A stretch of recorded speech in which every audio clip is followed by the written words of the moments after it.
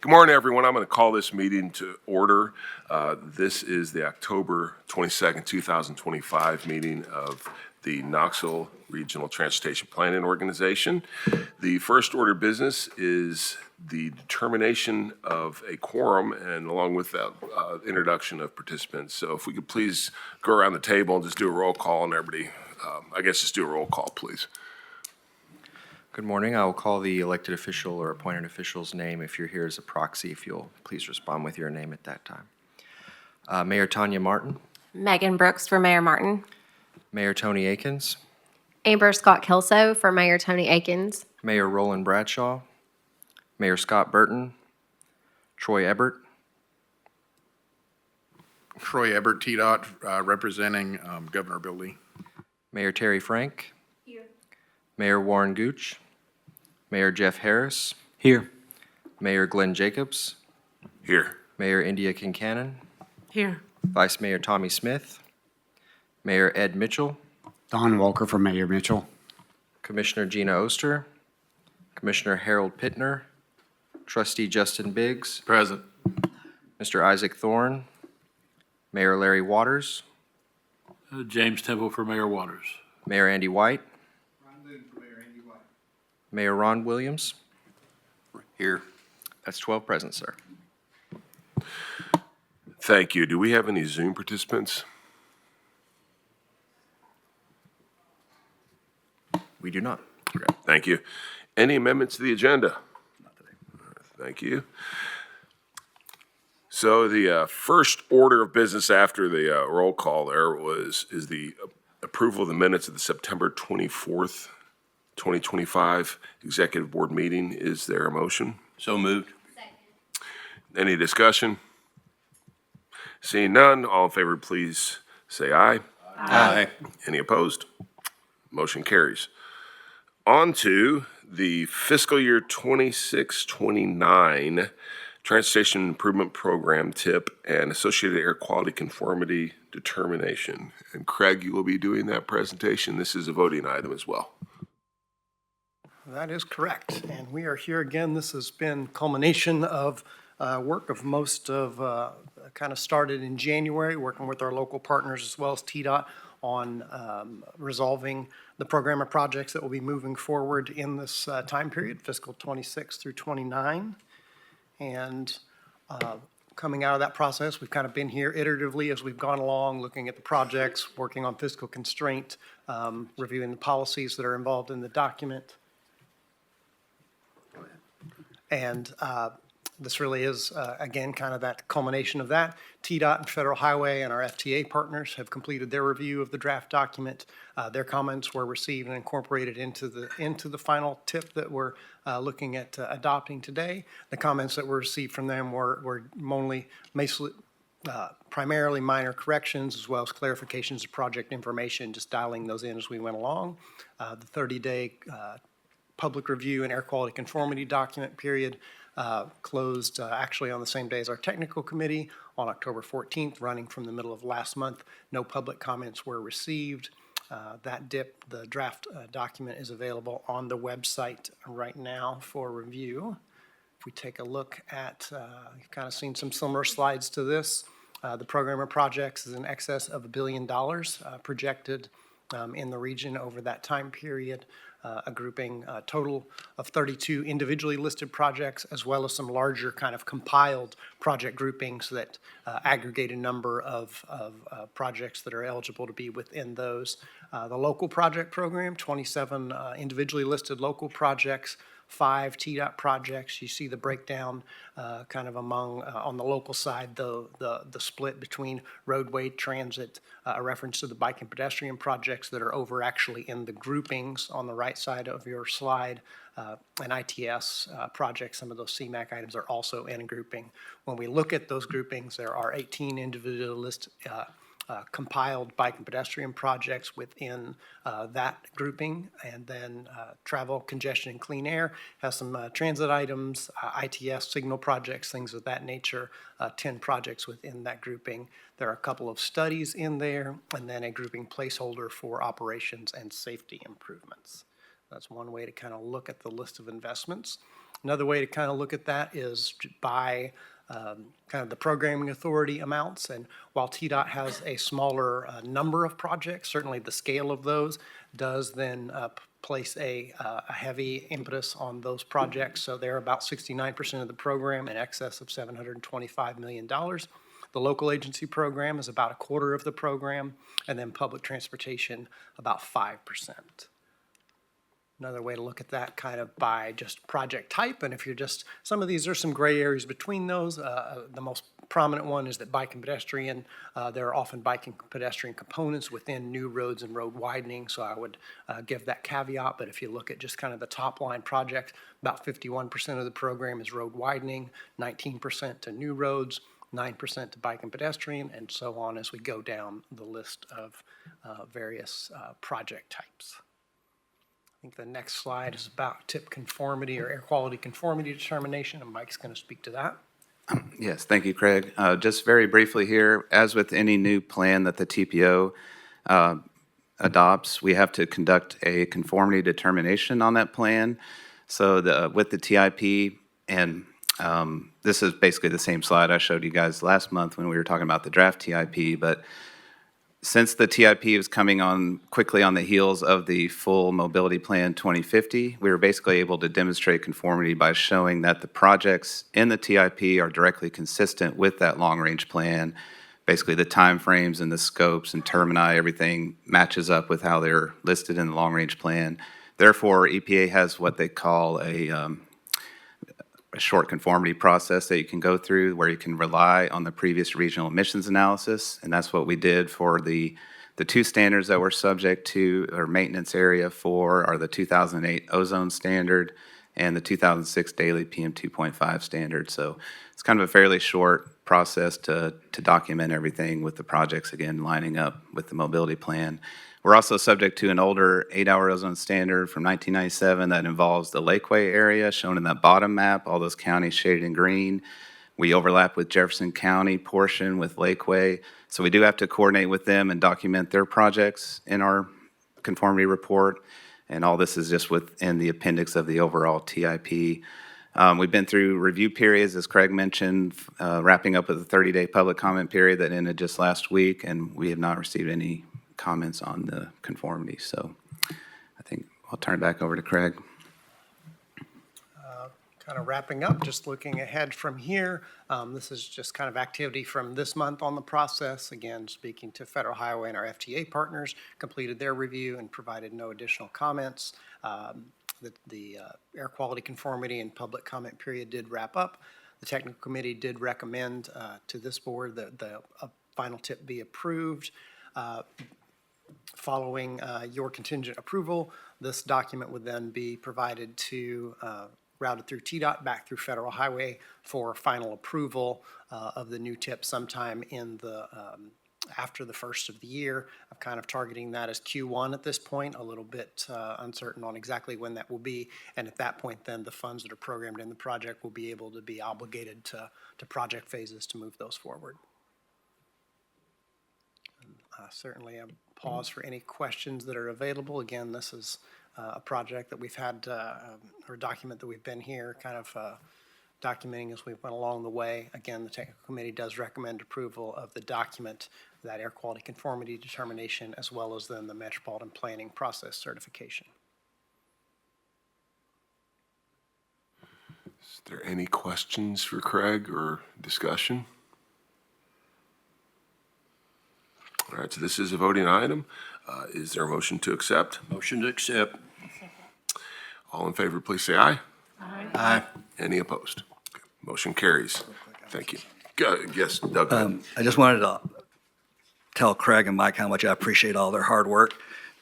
Even though he said it started in January, this is actually an outgrowth of the mobility plan, so he's been working very diligently, and he has multiple spreadsheets. He's trying to manage billions of dollars, hundreds of projects, and it's really an art to try to get this all to fit together. So it takes a lot of work, and I really appreciate both of them working on this. Thank you, guys. I think, yep, just gonna give him a round of applause. On behalf of the board, we second that, so thank you all. On to the update presentation on the I-40, I-75 corridor planning and environmental linkages study. This is from our friends at TDOT. Yes, good morning. I'm going to set it up for STV and the team to introduce our where we are at within the 4075 study, our PEL study along the corridor here in Knoxville. If you can recall, roughly about 6 months ago, we presented to you all on basically the kickoff of where we were at. So we think now is the time to have another conversation, and we can give a great update. Eric and Brad are going to provide you some slides that were also provided at the TC meeting last week. We are here for questions, any other comments that you might have. As you all know, Dexter is sort of on a medical leave, so Christy Brown has decided to step in and graciously provide some input. We could also talk a little bit about how internally at TDOT we've kind of shifted from the regional directors to a project management alternative delivery. So we have other representatives too, and if you want to introduce yourself. I'm Jason Schultz, Region 1 Alternative Delivery Manager. So Jason, Jason will be the one that will be managing this project from here on out on its delivery. But Eric, I think we're good. If I missed anything. There we go. Good morning, everybody. Eric Saggers. I'm with HNTB. I'm a consultant supporting TDOT. Previously supporting Dexter, be supporting Jason as he steps into this role. Been involved in this project since the beginning, a little over a year ago. We provide some project management support and plans review type work. We've done a lot of these PEL studies as a firm, and STV is our partner. I'm going to have Brad come up here in a minute. What we're going to talk about today, this is our topics here, just an overview of the PEL process. Brad will talk about what those details are, those tasks and the products, and I'll talk about the public meetings that are coming up November 10th, 12th, and 13th. And then we'll give you an overview of the timeline of where we're at. But like as Matt said, we were here about 6 months ago, and a lot has happened since that time. So some of you may remember, some may not, but this is the study area. This covers primarily I-40 from the split at 4075 at the west end, going 17 miles to the east, to the 640 interchange. But we're also looking to the north and northwest there as we're kind of revisiting and take another look at that bypass route, formerly maybe known as the orange route. We want to take a look at that and see what potential improvements, if a bypass makes sense or not. So we're doing a lot of traffic analysis on this corridor and in that bypass corridor. So the process we're following, you may remember when we came here 6 months ago, we used that term PD&E, preliminary design and environmental, but that's really broken down into a couple other pieces. What we're going to talk about today is the PEL study, and I'm going to explain what a PEL is, Planning and Environmental Linkages Study. Got a little more details to that on the next slide. But we're taking that approach, TDOT's taking that approach in this corridor. This is the first of its kind in Tennessee, but there's 3 others that TDOT is using, and they're really shifting philosophically from individual projects by projects and this improvement and that improvement and taking a corridor-wide approach. You know, the map I just showed, 17 miles, and Brad's got some details to this effect, but there's safety, there's crashes, there's operational issues and congestion throughout this corridor. And if we just look at interim improvements and spot improvements, we're not going to necessarily solve the problem for the whole corridor. So the PEL allows us to do that. And then that second column, you can see kind of how we anticipate the projects to flow out of this. As many of you know, interchange reconstruction projects at Watt and Campbell are funded in TDOT's 10-year plan for 2029 and 2032.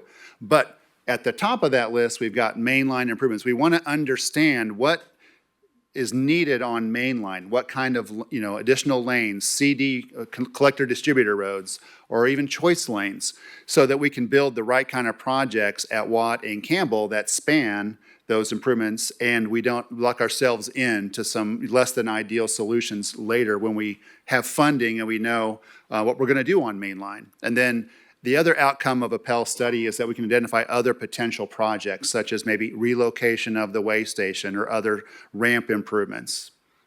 So from that process, the Pell study, we're able to come out and immediately go into preliminary engineering and the NEPA process, which is the environmental documentation. And that's how we get to final design and construction and eventually operation and maintenance projects.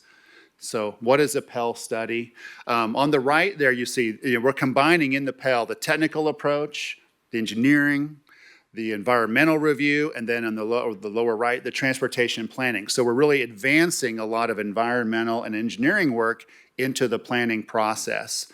That's going to accelerate project delivery. We can identify challenges earlier. Instead of just doing spot projects, we can kind of look at the whole corridor. We can avoid going down a rabbit hole that doesn't really make sense for the long term.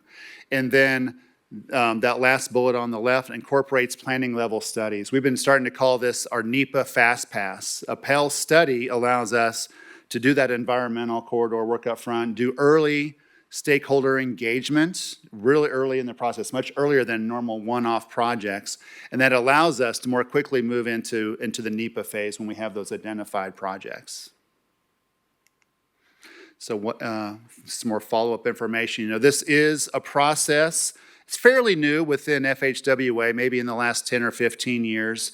It was a way for FHWA to try to streamline that whole NEPA process. And you can see there's a couple statutes that refer to the Pell and how it is applicable to the NEPA process. We're following a statutory Pell, which Brad, again, we'll talk about here in a minute, but that allows us to be very or more strenuous and rigorous through this whole early process, coordinating with FHWA so that when we get to the end of the Pell study, we can, again, use that fast pass and advance these projects into NEPA and design. All right, I will switch it over to you, Brad, if you want to get into some more details. Thank you, Eric. Brad Thompson with STV, project manager. So there's a lot going on in this slide, I realize that, so I'll walk you through it just a little bit. But this is overall the Pell process we're going through right now. You see phase one, study initiation. Basically what we had to do is we had to develop a framework and methodology that outlines how we're going to go through the analysis, provide that to FHWA for their feedback. And then they sign off on that so that everybody's on the same page from the very beginning. From there, we move into the phase two, where kind of early on, we took the approach of everything's on the table here. That's why we're looking at, as Eric mentioned, the old orange route, the bypass. We're looking at, traditional ITS type projects. We're looking at widenings. We're looking at choice lanes. You name it, it's on the table. We didn't come into this planning to eliminate anything right off the bat. We wanted to take a comprehensive look at the corridor to make sure we're figuring out exactly what needs to happen to improve this corridor for its life, for the rest of its lifetime. From there, basically, we develop those alternatives. We identify the study goals, the purpose and need, come out with a series of the alternatives, preliminary alternatives, and then from there, we go into phase three, where we do a deeper dive, detailed look at each of the alternatives and initially conduct a fatal flaw evaluation on each one. And from there, you can see that funnel kind of goes down into a set of reasonable alternatives for screening where we go into an even deeper dive. And ultimately what comes out of that is a series of recommended alternatives that will then move forward into finalizing the Pell and ultimately move into the NEPA phase of the project. So a little bit, first of all, about what we've been doing since we last talked with you all. We've produced numerous deliverables related to the Pell process. We've gone through developing the traffic analysis framework. We've done traffic volume development. Obviously, traffic is the key driver here, right? So a lot of time has been spent on that, making sure we get that right so we know exactly what we're dealing with today and also what we're going to be dealing with in the future. We also developed the Pell framework I already mentioned, which included a public involvement and agency coordination plan. I'll go into that in more detail in just a second. And then we also look a pretty detailed look at the way stations. The way stations in the corridor cause quite a few issues out there. Taking a look and see, okay, what other alternatives out there potentially related to the way stations as far as potentially moving those out of the corridor, making improvements on site to make things flow better in the west side of in the western part of the corridor. Currently, deliverables that are under development, public meeting materials. We've got public meetings coming up that Eric will talk about in a few minutes. The baseline conditions report that has been drafted. The draft purpose and need has been drafted, all being circulated for internal review right now. And then from there, we've got the alternative screening methodology. What that does is that outlines the exact process, the details in which we're going to identify or in which we're going to analyze each alternative to determine if it makes sense for furthering into the study and ultimately implementation. And then we'll be looking in quarter one, traffic and revenue calibration. When you're talking about choice lanes, that involves traffic and revenue side of things. That's a process that we have to go through as well. And then also I-75 bypass, looking at the travel demand model to figure out exactly, okay, how much, if we built this bypass, how much traffic would theoretically use that? So this again, pretty detailed here. This is basically on a timeline of the study, basically all the different things that are going to be done. I want to point out a few things here that are important to you all. One thing is we'll continue to come back and meet with the TPOe, keep you all updated on things as we go. The other thing I want to mention is you see up here the red/blue boxes there. Those are what's called concurrence points or coordination points. For each one of those phases, we have to coordinate directly with FHWA to make sure they're on board with this, as well as the various agencies, because ultimately, in order for this to be that NEPA fast pass that Eric talked about, FHWA and others have to be on board with what we've done as part of our planning process. Ultimately, you can see we're shooting to have the Pell study done in 2026, mid-2026. So a little bit about some of the study tasks and planning products. I won't spend a whole lot of time on this, but I want you all to understand kind of what the processes we've gone through up to this point. So the Public Involvement Agency Coordination Plan. This is actually a big part because, again, it comes back to that coordination with FHWA and the various agencies that are involved in a typical NEPA study. We had to develop this plan basically that says how we're going to coordinate with them, when we're going to do it, but not only them, also the public. We had to outline exactly when we were going to be meeting with the public, what the content, what the materials were going to look like, what we're going to be presenting to them and talking through with them and getting feedback from them because they're an important part of this, obviously, as it relates to the planning study. But right now, the PIACP, the Public Involvement Agency Coordination Plan, is with FHWA being reviewed. We actually just got comments, I think, last week, Eric. So we're working through those comments right now. We should have that document wrapped up this month. The other thing I mentioned earlier is the Framework and Methodology Agreement. This is what outlines the study, how we're going to be going about it. This identifies the goals of the study, the expectations, what level of analysis we're going to be doing, the various coordination points with the agencies that I mentioned earlier, ultimately an agreement on our anticipated schedule. And that as well, we just got comments from FHW on Friday, and we're working through that process now to address that. We anticipate having that completed this month as well. Next is the baseline conditions report. So baseline conditions report basically outlines our understanding of the project of the corridor based on everything we know today. That's existing traffic, that's engineering and environmental constraints. We've identified all of those throughout the corridor. This includes analyzing previous studies and the history of the corridor, looking at things like the Orange Route, make sure we understand what's been done in the past. You can see here just a little thing on the side here. It shows you we've got a little over 5,000 crashes reported in the corridor. It kind of shows you a little heat map there. Obviously, crashes are a significant issue in this corridor, as is volume. But the anticipated completion of that as well as this month. Excuse me. Yes.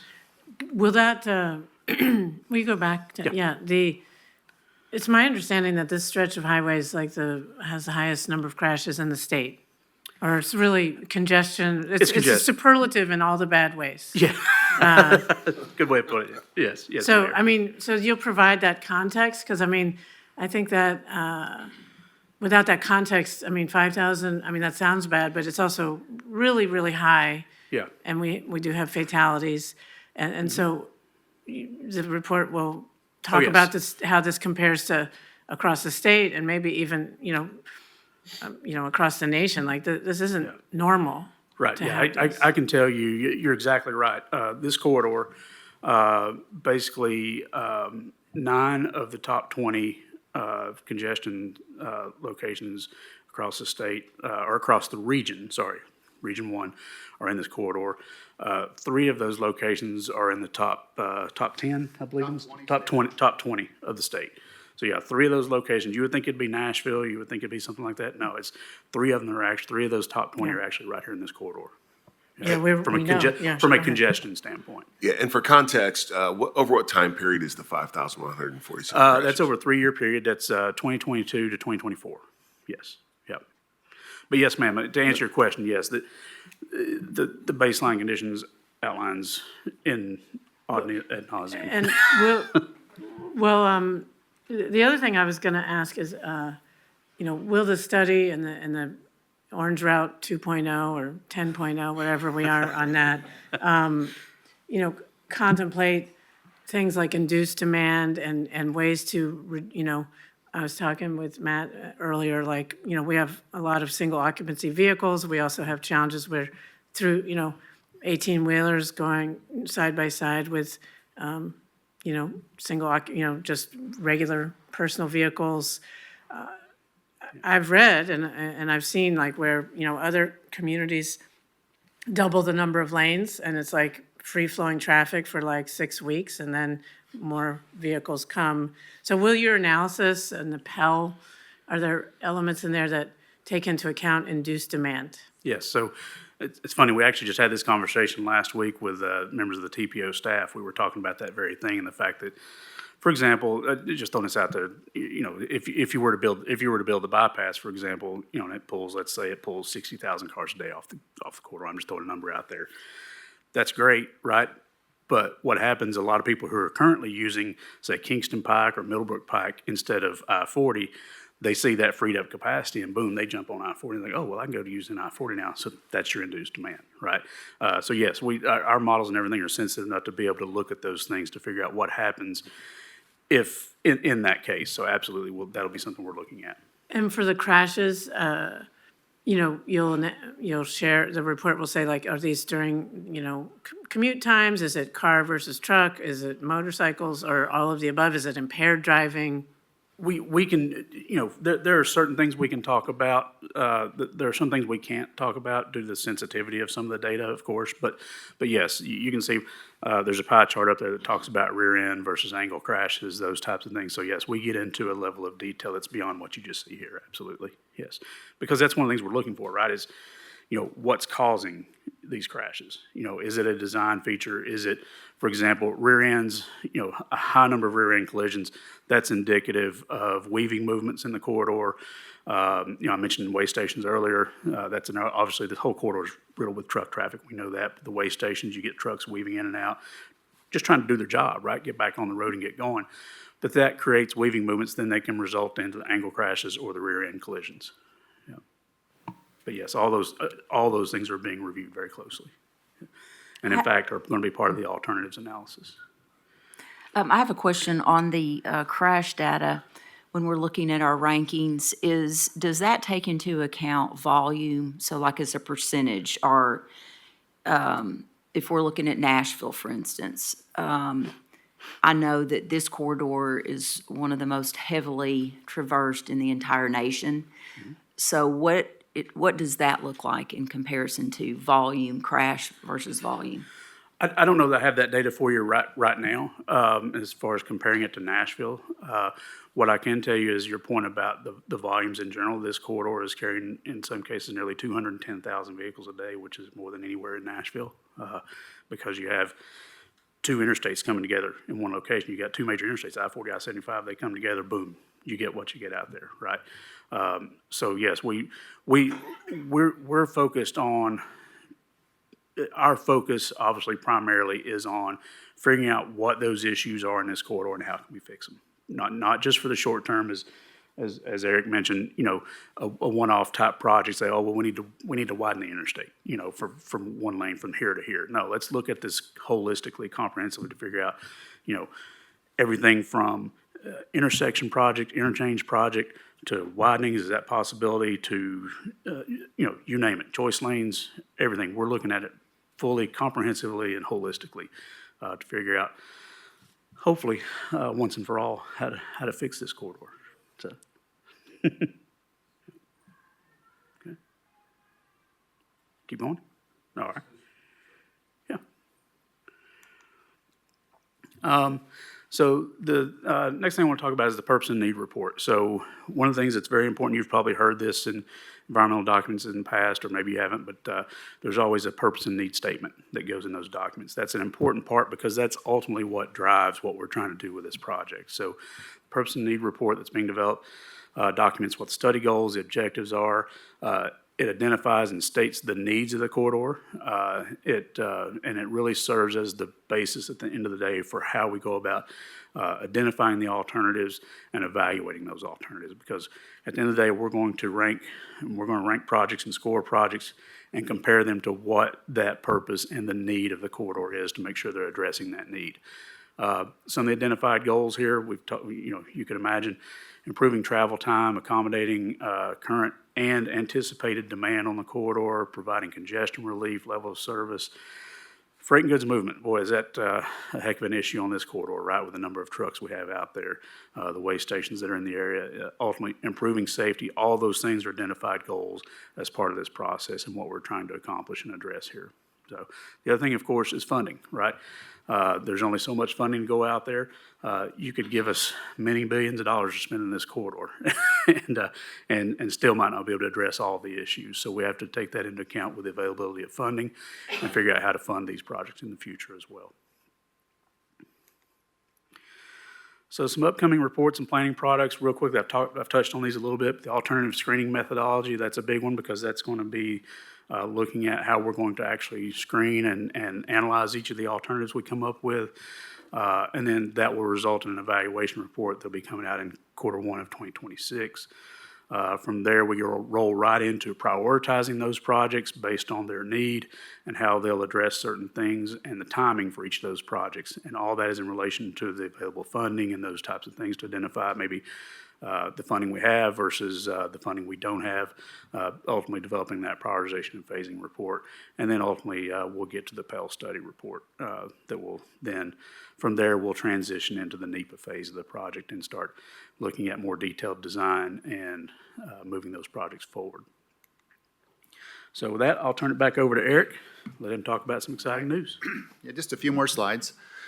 So we come to you today to give you this update, but also in advance of these public meetings that we scheduled for the second week of November. So we're going to have 3 identical public meetings because the nature, the size of this corridor, we want to make it convenient for people. So we've got 3 different locations over 3 different nights, November 10th, 12th, and 13th. There's also going to be a virtual option for folks to attend. We really want to get people's feedback on our project, our goals, and that's, again, one of the benefits of this Pell study is we can start early with that.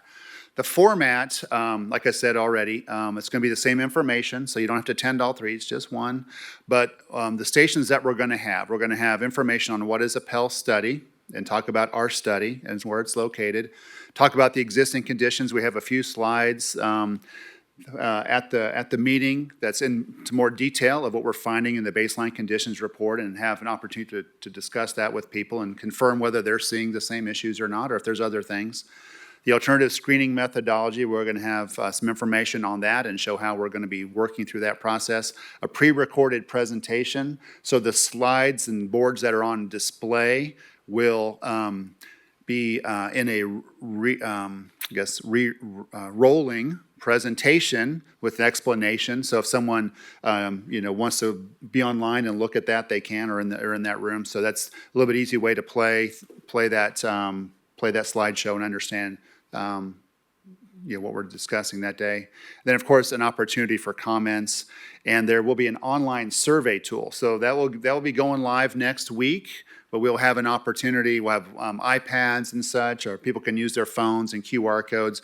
But we've got about a 10 or 15 question survey with maps and requesting a lot of detail about how people use the corridor, what routes they use, what issues they see. We're really, again, trying to gather as much information as we can to feed into our alternatives process. And then as Brad mentioned, we plan to come back to you guys at least twice more, and more if you want, but we want to come back and make it meaningful and give you guys updates to what we've been doing. We anticipate 2 more meetings around the time of the alternatives development, and that screening process will come back, and then right before the second round of public meetings next spring. And again, we're open to other meetings if you want updates from us. But that's it for our presentation. We're here to answer any questions, and Matt, if you want to chime in, feel free to. But that's kind of where we're at with the study. Okay, I do have a question. On the 10th, you have a Farragut Yeah. Community Center schedule. Is that going to be videoed? Is that going to be on YouTube? Is that, how's that going to be? So that will be in person. Yes. From 5 to 7, and there'll be this re-recorded presentation available there. But there will be a virtual option. TDOT will be loading this material up on their website, and people can watch that video and look at the boards online there. But there won't be a formal presentation, speakers like me or Brad there. It'll just be someone working through a script of what the boards are and what the information is. Does that? They will be narrating it? It will be pre-recorded, but it will be a narrated recording of those slides, the 15 or so slides that we have. Okay, no one in person, you're saying? No, we will all be there in person to answer questions, but there will be no formal presentation. Okay. Does that make sense? Okay. On your survey questions, and, well, going back to what the mayor just asked, it will be 5 to 7 for each of these locations, the time? Yes, Okay. that's right. On the survey And questions. we can share the more detailed information through these guys, and then we get that out to you. But Okay. But that's all going to be advertised in the paper and a few other locations starting next Monday. The details. We'll have it on our website as well. Yeah. Okay. Great. I'm sorry. So go ahead. Just, so on the survey questions that folks are going to be answering, this is truly to understand what their habits are, what their concerns are. This isn't going to be a presentation of alternatives and ideas or concepts. That's right. So, Okay. so at this stage, we're at the stage where we want to understand how they're using the corridor. So this survey is very focused on, do you use this route every day? What is the distance? Do you travel just a few miles in this corridor or the whole corridor? If you see issues in this corridor, what are they? Are they congestion? Are they crashes? We're really trying to gather information. So we're pushing this out and trying to get as much awareness of that survey as possible starting next week. Yeah, Eric, Perfect, excellent. this is going to help identify the purpose and need. These conversations That's will right. help strengthen that statement. That's right. Excuse me, how long will it take for you all to analyze the survey results It'll probably. after the 3 meetings? Yeah, help me with this, Brad. I was thinking that's typically a month to 6 weeks kind of process, but. The survey will be live for about a month or so. Okay.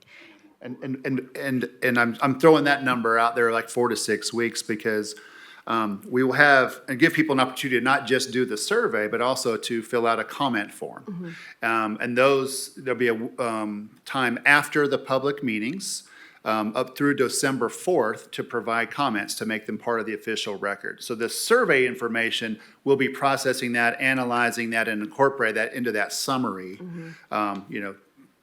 Probably mid-December to the end of December is kind of the timeframe. So you'll then share the summary after you Yeah, put it it will, together? eventually we will, definitely. That'll be part of this whole process, this Pell process, and Brad talked about the concurrence points, and I talked about how rigorous. We want to do all the steps, we want to coordinate with FHWA, and part of that is documenting what we did for outreach, what we heard, and that outreach, and how we're going to incorporate that into future projects. Yeah. I have a question. So after you get all that data, Yeah. it'll go to the Federal Highway Administration, and then that's whenever we can come back to our constituents and say, hey, they said there's a need for a bypass. That's or there's right. a need for a choice lane. What's that timeline look like at So that point in time? the screening will be taking place this winter. Our goal, our schedule shows we're going to come out of the first quarter next year with the alternatives identified and start making recommendations to TDOT and work through that process with TDOT and FHWA.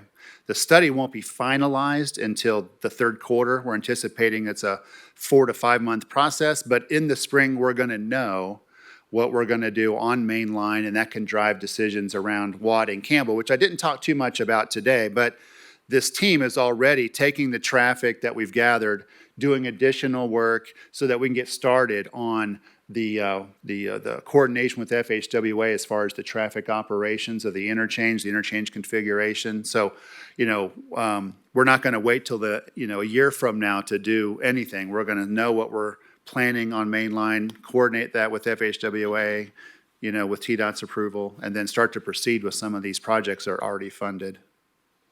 So the Federal Highway Administration, whenever they see it, they'll be the ones that'll be like, hey, you guys really do need this here, and then you coordinate with TDOT. Pretty much, yeah. Because we're talking about an interstate, FHWA is going to have the right to, review the traffic data, confirm that we're not, going to worsen conditions out there, that we're actually going to help them over the time frame that we're talking about, like these improvements make sense for the money that we're expending. So FHWA will be very involved in that process. The reason I'm asking is, I think bypass is, as my papa say, the best thing since sliced bread, right? But what happens if we don't? What would the FHWA do to us then? Well, let's suppose we go through this process and FHWA has significant comments and, they don't like how we approach this project or the improvements that we'd have to revisit that. We'd have to take a step back and understand what their concerns are and potentially make some changes. Yeah. Yeah, Federal Highway doesn't necessarily dictate what the project's going to be. It's it's making sure that we've followed the procedures that are identified in the statute. It's really up to TDOT and what we hear from the public on what the recommendation will be, but Federal Highway does not make that decision for us. Yeah, and that's why we're paying a lot of attention to the process. We've got 5 concurrence points with FHWA during this study. We don't want to move to the very end of this process and then hear, well, you guys didn't reach out enough to the locals. We want to, lay out our plan, lay out the public involvement plan and the purpose and need, et cetera, all the way through the process so that we, get to the end and we have the product we wanted to have, and then we can get that fast pass and start getting projects to design. Eric, I got a quick question. How long is the survey going to be open? The survey will be open, I think it opens live on Monday, correct? And it will be through December 4th. Okay, thanks. And is that survey will be on the TDOT website? Or how would that, I think how's it's that linked accessed? through the TDOT site. It's public, because there's a software provider, publicinput.com. That's where it's actually hosted, but it can be linked from the There's a link. TDOT site. There will That's be a right. link on the TDOT That's right. website. There will be a site dedicated to the study that will have links to all the engagement Do you know opportunities. Do you know the address for that yet? If you Google TDOT, I think I've done a 4075 study. It has taken me to that site, but it is it's kind of stale at the moment. Yeah, Yeah, so West but I think Knoxville both- corridor. both of them work. We'll make sure that TPO staff gets those links so we can distribute them to this group here. Yeah. Yeah, and I would just ask if TPO staff could send it to the members of the executive committee here, we can amplify the message and Yeah, that would encourage be- people to do the survey, and these are meetings if they want to go to in-person meetings, Zoom meetings. But if you could just send us an email with that link, we'll get our comms folks to share it. Yeah, that'd be fantastic. We'd appreciate any publicity and participation you guys can help us with. All right, thank you all very much. Any other questions? Okay, thank you. Thanks. Does anyone have any other questions or discussion? Thank you all very much. This is obviously a very vital project for our region, so thank you for taking the time to come here and give us an update. Do we have anything else from TDOT and Federal Highway? Just a couple quick reminders. Planning grants are still open. They close on Halloween, so if you are interested in getting anything study specific, please get that in. SPP, we're still working through that. We did receive 7 applications through the Knoxville TPO area, 13 total for Region 1, 64 statewide. Yes. Oh. And we're currently working through those. Timeline's still going to be spring on hearing anything from that specifically, but that we're going through the process now of looking at the applications. And go ahead.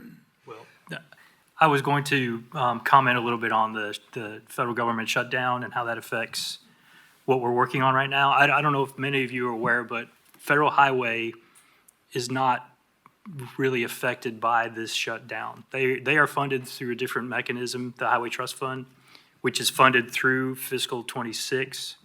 So I just wanted to mention that we are still able to operate without much delay on the things that we need to do. So tip reviews and approval are not going to be affected by that shutdown. Okay, thank you. Doug, is there any other business? Just a couple other things. You see in November, we have different dates because of the holidays, and that'll be the same in December. We are about 98% sure we're going to be able to cancel the November. We don't have anything quite yet for the agenda unless something just pops up. But Heartbreaking. yeah, but we may have to have a December one, and we'll send out a reminder about that because the dates are a little different there because of the holidays, but that's all I have. All right, thank you. Now, I have a question, Mayor. Go ahead, I'm sorry. Yes, sir. Is there any way, if it's there, if it's not there, I don't know if it is, that TDOT may have information, or maybe the county, where how the Shad Road extension has alleviated so much of the traffic in specific areas that normally would have been there, or? That would be a question for us. It will. Yeah, we're still working on, we need to coordinate with TDOT actually on the Lovell Road section of the Shad Road extension. But I was thinking about that actually when we were talking about the Orange Route. Yep. And how the Shad Road extension is beneficial, but really only for local traffic, and bypass would help with things like getting trucks off going through downtown Knoxville and all those sort of things. I think it has helped, but I'll see if Jim has any insights into that. Thank you. One other Go ahead, thing Doug. real quick.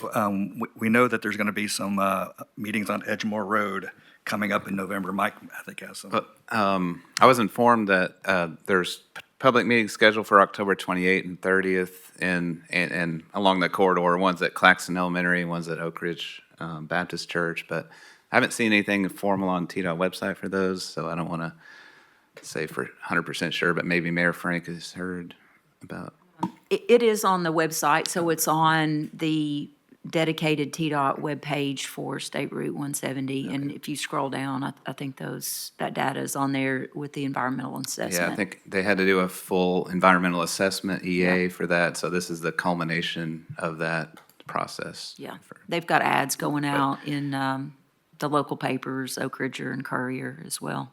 And that's another corridor that serves as a function of a bypass for that quadrant of our region, so it's a very important project and about $360 million worth of investment for that. That's the environmental meeting, isn't it? I believe. Yeah. When we say environmental, we're talking all, environmental justice, the whole shoot match. Okay. Anything else? All right, thank you. Now we come to the public comment section. Members of the public may address the executive board with a 5-minute time limit for each person. Is there anyone that would like to take advantage of that today? All right, seeing none, that is all the business. Do I hear a motion for adjournment? So moved. In a second? Second. All in favor, please say aye. Aye. And none opposed. Thank you.